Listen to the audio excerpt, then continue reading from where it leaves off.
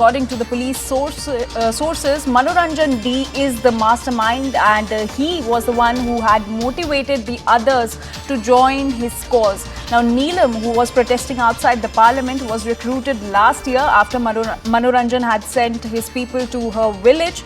And in fact, Manoranjan's style is typical like Naxals do. So this is what we're learning as per police sources as far as this investigation is concerned, that Manoranjan D, who was one of the intruders yesterday, is the mastermind, and he was the one who had motivated others to join this cause. CNN News 18's Arunima is in fact joining us to give us more details on the latest that has been discovered by the police. Arunima, over to you.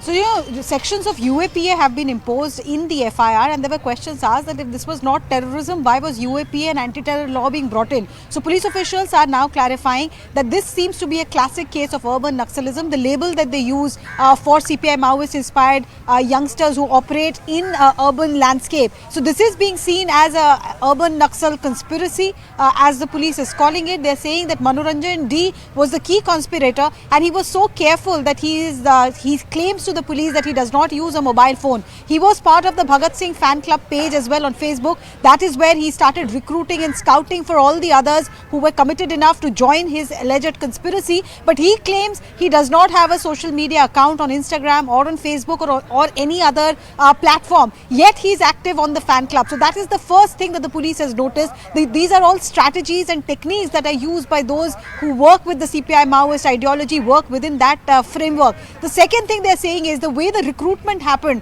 one by one through this fan club. People and their profile was scouted. Manoranjan D looked at people who were motivated enough. In the case of Neelam, for example, it is being said that she was part of the farmers' protest, and from there she was picked up, she was identified, and Manoranjan D sent an aide. Who that aide was, they are not revealing to the police yet, but Manoranjan D sent an aide to Neelam's village, worked on her over months and recruited her for this cause, convinced her that this was meant to be for the country, for a larger cause, and that's how she was brought on board. Similar technique was used for the others as well.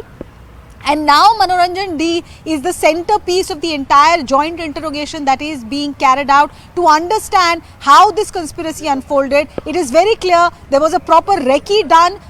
Behind me is the Parliament House reception from where visitors entered before yesterday. He carried out a recce in the last session of Parliament, and that's where he realized that shoes and boots are not taken off, and that's a safe place to hide a canister or a spray. So that kind of detailing went into this entire alleged conspiracy is what investigation so far has revealed.